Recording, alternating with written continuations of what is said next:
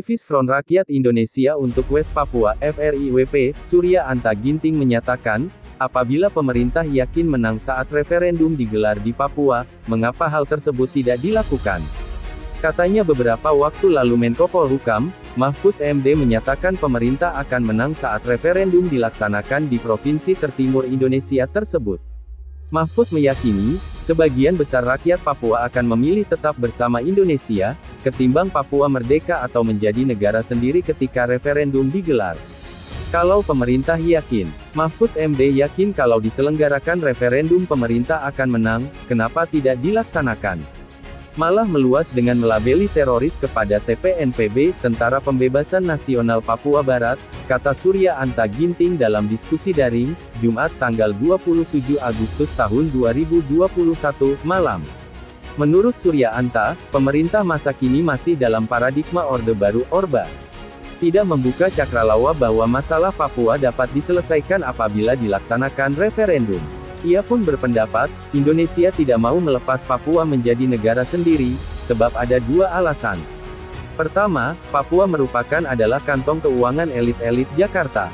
Bahkan sampai ke aparat keamanan, mulai dari perwira hingga yang berpangkat paling bawah.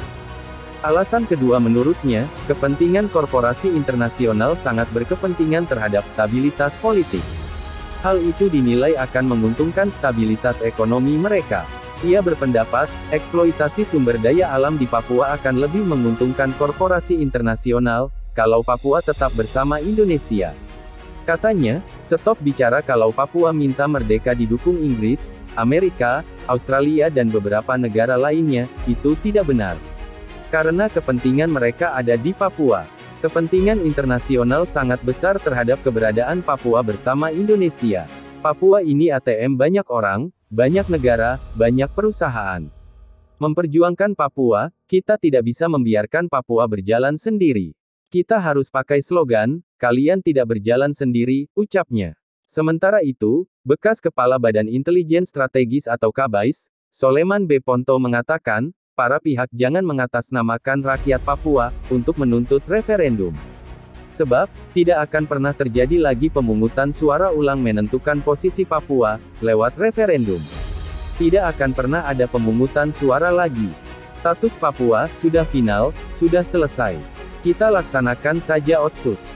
Jangan samakan Papua dengan tim-tim, sekarang negara Timor Leste, kata Soleman Ponto. Menurutnya, sebelum penentuan jajak pendapat di Timor Timur ketika itu, belum pernah dilaksanakan penentuan nasib sendiri di sana. Tim-tim belum pernah penentuan nasib sendiri dan itu tercatat di PBB Perserikatan Bangsa-Bangsa. Di Papua, sudah pernah dilakukan penentuan pendapat rakyat PPRA. Apapun hasilnya, mau dikatakan sah atau tidak tapi bagi PBB itu sah, ucapnya. Ia menegaskan, pemerintah Indonesia takkan mau mengalah dalam mempertahankan Papua.